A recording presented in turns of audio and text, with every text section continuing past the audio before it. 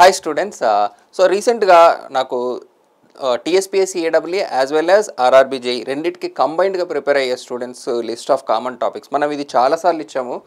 First ఏడబ్ల్యూ ఏఈకి ఇచ్చాము, తర్వాత AE టీపీబీఓకి ఇచ్చాము, తర్వాత ఏడబ్ల్యూ ఏఈ జెన్కో టీపీబీఓ కలిపిచ్చాము, తర్వాత ఇప్పుడు మళ్ళీ స్టూడెంట్స్ ఆర్ఆర్బీ ఏడబ్ల్యూ కలిపిమని అడిగారు. So currently students ఏడబ్ల్యూ AE RRB SSC ఇవి ప్రిపేర్ అయ్యే అవకాశం ఉంది కాబట్టి ఈ నాలుగిటికి కామన్గా ఉన్నటువంటి topics so that parallel preparation అయ్యే వాళ్ళకు యూజ్ అవుతుంది కదా అనేసి ఇంకా ఈ పీడిఎఫ్. సో ఇది మళ్ళీ టెలిగ్రామ్లో కూడా పెట్టేస్తాను, ఈ పీడిఎఫ్ డౌన్లోడ్ చేసుకోవచ్చు మీరు. So list of common topics so that you can do a selective preparation. Okay,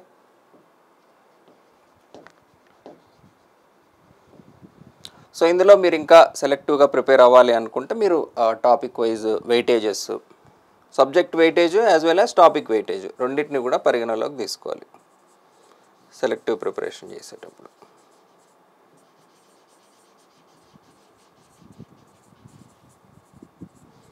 so that ఏదైనా టాపిక్ వదిలేస్తుంటే అది రెండిట్లో ఇంపార్టెంటా, ఏదో ఒకదానికే ఇంపార్టెంటా, దానికి వెయిటేజ్ ఉందా లేదా అన్నీ కన్సిడర్ చేసుకుని దానికి తగ్గట్టు మీరు సిలబస్ని ఫిల్టర్ చేసుకోవచ్చు. సో నెక్స్ట్ మనకు మీరు ఫిల్టర్ చేసుకునే టైంలో కూడా టాపిక్స్ కొంతమంది థియరీలో స్ట్రాంగ్ ఉంటారు, కొంతమంది న్యూమరికల్స్లో స్ట్రాంగ్ ఉంటారు, whatever it is. So you also analyse the types of questions from the topic, subject కాదు, each and every topic whatever you're preparing.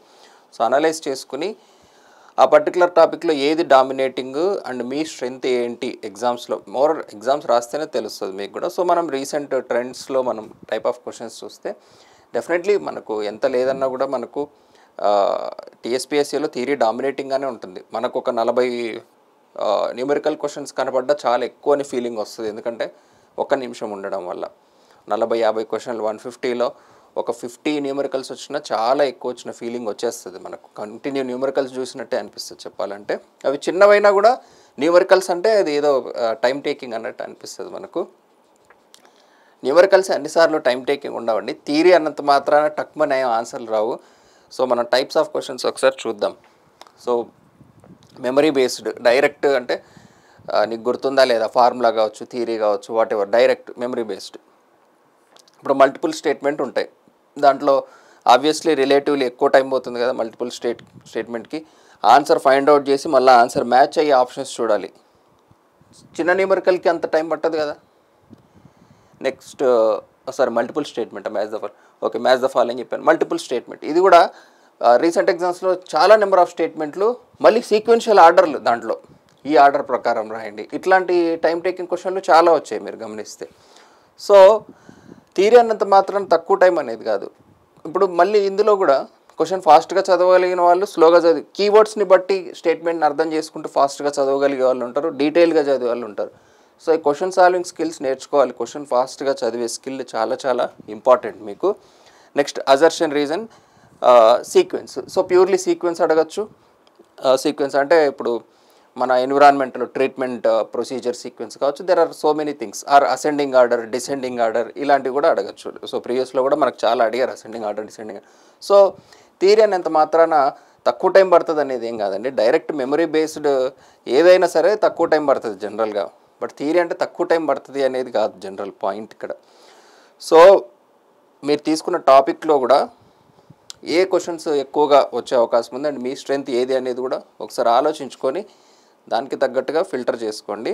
Even మీరు అనాలిసిస్ చేసుకునేటప్పుడు కూడా టెస్ట్ సిరీస్లో కావచ్చు. సో జనరల్గా మనకు థియరీ, న్యూమరికల్ అనేది తెలుసు. సో వీటిల్లో కూడా ఇన్ డెప్త్ ఇంకా థియరీలో పర్టికులర్ టైప్ ఆఫ్ థియరీ ఎక్కువ పోతుంది. ఇంకొంతమంది క్వశ్చన్ సరిగ్గా చదవరు, which are the following is not correct అంటే which are the following is correct అని చదువుతారు. సో అట్లా చిన్న చిన్న వర్డ్స్ కావచ్చు. సో అట్లా మీరు అనలైజ్ చేసుకుని ఒకవేళ ఫిల్టర్ చేసుకుంటే ఇందులో ఎక్కువ థియరీ క్వశ్చన్స్ వస్తుంది, నీకు థియరీ బాగా స్ట్రాంగ్ పాయింట్. సో అది వదిలిపెట్టకపోవడం బెటర్ కదా, సబ్జెక్ట్ కావచ్చు, టాపిక్ కావచ్చు. సో అట్లా మీ స్ట్రెంగ్త్ని బట్టి కూడా మీరు ఒకవేళ ఫిల్టర్ చేసుకోవాలనుకుంటే చేసుకోవచ్చు. నెక్స్ట్ న్యూమరికల్స్లో కూడా యూ కెన్ సీ ఆ పర్టికులర్ టాపిక్లో న్యూమరికల్స్ అంటే ఏ టైప్ ఆఫ్ మోడల్ క్వశ్చన్స్ వస్తున్నాయి. న్యూమరికల్ అనగానే ప్రతిదీ కష్టమే ఉండదు, కొన్ని చాప్టర్లో వచ్చే స్టాండర్డ్ న్యూమరికల్సే వస్తూ ఉంటాయి. సో అలా న్యూమరికల్ అన్నంత మాత్రాన బ్యాక్ స్టెప్ వేయాల్సిన అవసరం లేదు. ఈ పర్టికులర్ టాపిక్లో న్యూమరికల్ వస్తే జనరల్గా కష్టంగానే వస్తుంది అనిపించింది అనుకోండి, మీరు న్యూమరికల్ వీక్ అనుకోండి, అలాంటి సందర్భాల్లో ఒకసారి వెయిటేజ్ చూసి ఓకే మరి అంత వెయిటేజ్ అయితే ఏం రావడం లేదు, ఇందులో న్యూమరికల్ వస్తే జనరల్గా కష్టంగానే వస్తుంది, అది యూ కెన్ టేక్ చాయిస్. ఆ మోడల్ ప్రాబ్లం ప్రిపేర్ అవ్వాల్సిన అవసరం ఉండదు టైం లేనప్పుడు.